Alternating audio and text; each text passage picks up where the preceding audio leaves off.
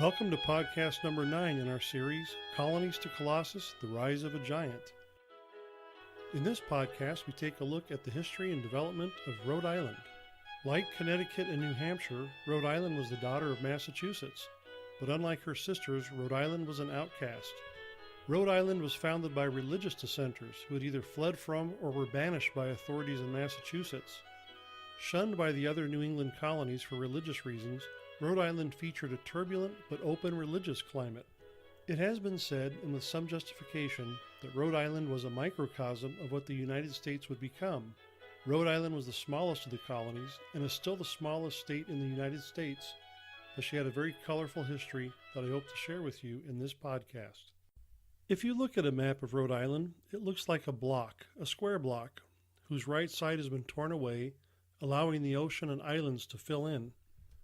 This geographic configuration allowed for many secluded places for settlers to settle, which is probably a good thing considering the early turbulence that characterized Rhode Island's early existence. The religious dissenters who settled there probably needed to be secluded from each other until they could coalesce into one single colony. In 1636, just a few years after Massachusetts was founded, a Massachusetts clergyman named Roger Williams began to express disapproval of the way things were being conducted there. Williams was no less puritanical than any of the Puritans in Massachusetts.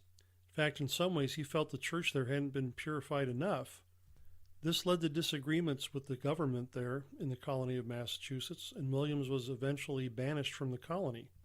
Williams fled south into what is today Rhode Island, where he lived among the Indians. He was on good terms with the Narragansett Indians.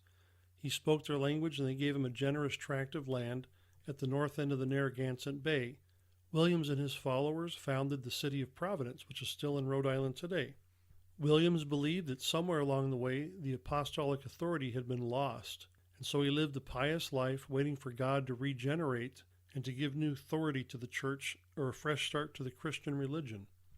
Because Williams was on good terms with the Narragansett Indians, he was able to broker other deals in which these Indians sold or gave tracts of land to other dissenters coming from Massachusetts who were seeking refuge there. Another person who got banished was a woman named Anne Hutchinson. Anne was interested in religion, and she would hold meetings in her house with other people in Boston, including the governor, Henry Vane. They would discuss the clergyman's sermons and other religious teachings.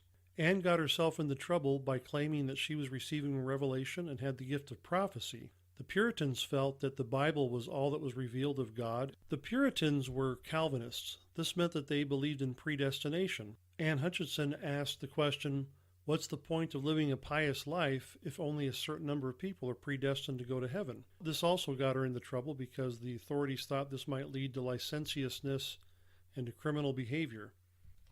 Anne Hutchinson was eventually banished from the colony of Massachusetts. She and her followers made their way south to Rhode Island and in 1638 founded the town of Portsmouth, which is on the east end of the island of Aquidneck. As I mentioned earlier, one of the people who liked to attend Anne Hutchinson's meetings at her home was the governor, Henry Vane. Had he not lost his election bid for the governorship, he might have been able to protect her. History could have been quite different. A year after Anne Hutchinson and her friends founded the town of Portsmouth, she had a falling out with one of her friends named William Coddington. He and his followers left Portsmouth, moved to the west side of Aquidneck Island, and set up the town of Newport in 1639. Shortly thereafter, Anne's husband died. She and her family and some friends left, and they went to the Dutch colony of the New Netherlands, which we call today New York. It was later conquered by the English. But she and her followers and her family members were killed by Indians there in 1643. In 1642, the town of Warwick was founded by a man named Samuel Gorton. Gorton had fled the Plymouth colony after trouble there. Gorton in some ways was a super Puritan who, like Williams, didn't think that the Puritans living in Plymouth had purified the church enough. After some trouble in Portsmouth, he was finally able to get a grant of land from the Indians where he established the town of Warwick. So between the years 1636 and 1642, the 4 early settlements of Providence, Portsmouth, Newport, and Warwick were established in Rhode Island. If you look on a map today, these towns still exist. They were the foundation upon which the colony of Rhode Island was built. The Narragansett Indians who had made these land grants to the English people who settled Rhode Island were clever in the way they did it. They had often been at odds and at war with another Indian tribe called the Wampanoags, who lived further east near the Plymouth colony. By allowing all these English settlers being granted tracts of land, they effectively put a wall of English settlers between themselves and the other Indian tribes whom they had often been at war with. Many of the people who came to Rhode Island did not feel that the Bible or the existence of the Bible precluded them from having inspiration or receiving revelation from God. Within a short time of settling Rhode Island, the Quakers, with their emphasis upon the inner light or being guided by God, found quite a popular and receptive audience in Rhode Island for this very reason. Others who came to Rhode Island continued to look through the Bible for clear direction and guidance on how to direct the church, and they never seemed to run out of ideas. Given the many differences and new ideas that kept coming up, they had to learn to get along with each other, and in this way the Rhode Islanders realized the one thing they had in common, even though they may disagree on some religious details, was that they had to have religious tolerance towards each other in order to get along. The neighboring New England colonies of Plymouth, Massachusetts, and Connecticut regarded Rhode Island as a cesspool of heretics. In 1660, after a brutal civil war followed by a harsh military dictatorship called the Protectorate, England restored its monarchy and Charles II became king. In some ways, this was a relief to the people of Rhode Island because it increased the likelihood they would not be swallowed up by neighboring Massachusetts, who often meddled and interfered in Rhode Island's internal affairs. In 1663, the king granted the Rhode Islanders a charter very similar to the one granted to Connecticut. The king not only established a system of government in this charter for Rhode Island, but it's also one of the first charters or documents in which a king grants religious liberty. In the charter, the king wrote, "Our royal will and pleasure is that no person within the said colony at any time hereafter shall be anywise molested, punished, disquieted, or called in question for any differences in opinion in matters of religion, and do not actually disturb the civil peace of our said colony, but that all and every person and persons may from time to time and at all times hereafter freely and fully have and enjoy his and their own judgments and consciences in matter of religious concernments throughout the tract of land hereafter mentioned, they behaving themselves peaceably and quietly, and not using this liberty to licentiousness or profaneness, nor to the civil injury or outward disturbance of others." This very generous grant of freedom and autonomy to Rhode Island was probably done by the king to irritate neighboring Massachusetts, whom the kings generally didn't like. Rhode Islanders liked their royal charter so much that even after the Revolutionary War they kept it as their constitution, and they used it until 1843 when the state finally passed its own constitution. Rhode Island had an interesting relationship with privateers and pirates. And the difference between a privateer and a pirate is that a privateer had a commission of authority from a government to prey on other shipping. Privateers often sought safe refuge in Rhode Island, and it was hard for officials to indict them because often they couldn't find a grand jury that was free of family members of the privateers. But being a seaside colony, Rhode Island was also not immune from being attacked. In 1690, French pirates raided and pillaged Block Island. This happened several times to the poor island, and there was little the Rhode Island officials could do to stop it. Rhode Island was often the scene of bitterly divisive political quarrels. As with other colonies, Rhode Island had powerful families vying for power, around which factions formed. Sometimes these struggles had religious tones, but more importantly they had geographic contours. The northern part of the colony supported the Hopkins family faction, while the south part of the colony supported the Ward faction. Interestingly, it was a descendant of the Ward family who wrote the lyrics to the Battle Hymn of the Republic. This intense division into factions led to corruption in ways in which the government was administered. This occurred, for example, in taxes. Towns in the part of the colony that were part of one faction out of power were usually taxed at higher rates or assessed at higher rates. Their option was to simply ignore the taxes. They could be sued by the assembly and then wait until their faction was in power again, who then could redistribute or reapportion the taxes, shifting them back to the other towns that were in the other faction that had just lost power. This also led to a certain amount of corruption in voting habits and in questionable situations. As in all the colonies, Rhode Island had a certain minimum amount of land that a person had to hold to be eligible to vote. Sometimes vote rigging occurred through questionable land deals in order to make more poor people eligible to vote so they would vote for one faction or the other. The corruption created by the factions also extended into the courts and control of the courts. Judgeships were often the reward given to people who supported one faction or the other and lead to obvious types of corruption.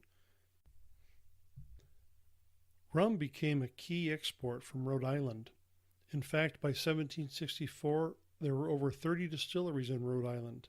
In order to make rum, you had to have molasses, which Rhode Island imported great quantities of from the Caribbean. In 1733, the British passed a tax on molasses, but it was very casually enforced, and often bribes were paid for customs officials to look the other way. In 1763, the British renewed efforts to collect the tax on molasses, and British ships were sent to stop smuggling and to enforce the tax. This renewed enforcement, along with the Stamp Act, kept Rhode Island a simmering hotbed of resentment and resistance to British authority. There were riots and violence as mobs intimidated tax officials and customs agents. One British ship was burned and another ship was fired on by cannon from the fort at Newport. One of the most famous acts of defiance committed by the Rhode Islanders has come down to us today, known as the Gaspee affair. The Gaspee was a British ship that was assigned to stop smuggling and to make sure that the laws were enforced, and the commander of the ship, Lieutenant Duddingston, was little better than a pirate. He would patrol the coast of Rhode Island, plundering farms and firing upon vessels, sometimes actually stealing the cargo off ships at random. On June 9th in 1772, Duddingston's ship, the Gaspee, ran aground during the day while chasing one of these cargo ships. That night, several rowboat loads of men rowed out to the Gaspee in the cover of darkness, and they shot Lieutenant Duddingston and then beat him up pretty well. They made the crew get off the ship, and then they burnt the ship to the ground. If that wasn't humiliation enough, the sheriff came and arrested Duddingston. So here we had a British naval officer in jail. He was fined, and the Admiralty paid his fines and sent him back off to England. The king was furious that one of his ships had been burned like this to the ground. That was a crime punishable by death. Of course, the officials in Rhode Island went through the motions of acting as though they were outraged. They offered rewards. They knew probably who did it, but they weren't going to certainly turn them in. The king set up a commission that included the Rhode Island governor, Wanton, as part of a commission to investigate and find out what happened. The British Admiralty officers complained that Governor Wanton and other Rhode Island officials were really stymieing the investigation and were not helping as much as they could, and they probably were. The governor of Rhode Island, being elected as he was kind of caught in the middle, on the one hand between his voters and on the other hand and his duty or loyalty to the king. In the end, the commission was not able to find out anything, and no one was really punished for this incident. But it did unnerve not only Rhode Island but other colonies who were worried that if the king could set up these commissions and act outside of the authority of the colonial officials, that they might be subjected to arbitrary or tyrannical government. But the Gaspee affair really was just the beginning. There was plenty of more trouble for Rhode Island. In 1775, a squadron of British ships was sent to patrol around Rhode Island, commanded by Captain Wallace. Wallace was maybe worse than Lieutenant Duddingston. He plundered towns, he threatened them with bombardments, sometimes he randomly fired cannonballs at towns, and he commandeered supplies for General Gage's army in Boston. One Rhode Islander was so outraged by this that he walked down to the docks in Newport, turned around and dropped his trousers and mooned the British ships there, who then fired a couple of cannonballs at him. They didn't hit the man, but they did manage to hit a couple of local buildings that were nearby. During the War of Independence, the British occupied Rhode Island's capital town, which was Newport. In August of 1778, a combined British and American force attempted to dislodge the British from Newport.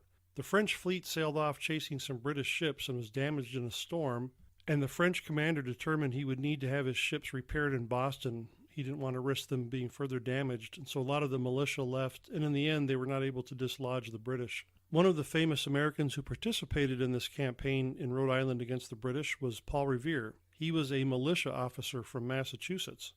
eventually the British did evacuate Newport in 1779. Other than this, Rhode Island didn't see much action during the War of Independence. One of the famous people who was from Rhode Island that participated in the War of Independence was General Nathaniel Greene. Greene was an able general and very loyal to George Washington. When George Washington resigned his commission as commander of the Army, Nathaniel Greene became commander of the Army in his place. After independence was achieved, the new states that formed the United States couldn't agree among themselves on many things, and so they got together and in 1787 wrote the Constitution. Each state sent delegates to help in this effort, except for Rhode Island. Rhode Island did not send delegates, and some of the people there were embarrassed about it. Rhode Island was being rocked by its own internal problems. After the War of Independence, the economy in the United States was not good. There was a lack of hard money. Rhode Island dealt with this problem by issuing paper money, and when creditors refused to accept it, or sometimes would leave the state so they wouldn't have to be paid in it, and sometimes even merchants closed up their shops so they wouldn't be paid in this paper money, Rhode Island passed legal tender laws that actually required you to accept paper money as payment if you were a creditor. And of course, the paper money depreciated quickly, which is the reason why the creditors didn't want to accept it, and the same reason that merchants didn't want to accept it in payment. The situation became so bad that some of the newspapers in other states referred to Rhode Island as Rogue Island. In 1790, Rhode Island finally ratified the Constitution a few days after the United States threatened to ban trade with Rhode Island.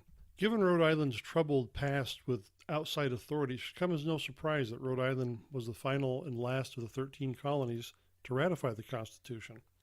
For further reading, I recommend the following books and articles: Colonial Rhode Island, A History by Sidney V. James, Rhode Island Politics and the American Revolution, 1760 to 1776 by David S. Lovejoy, The Gaspee Affair, A Study of Its Constitutional Significance by William R. Leslie, published in the Mississippi Valley Historical Review, Volume 39, Number 2, September 1952, The Development of the Judicial System in Rhode Island by Amasa M. Eaton, The Yale Law Journal, Volume 14, Number 3, January 1905. And a spirited and worthwhile narrative of the events surrounding the Gaspee Affair can be found in The Founding of a Nation, A History of the American Revolution, 1763 to 1776 by Merrill Jensen.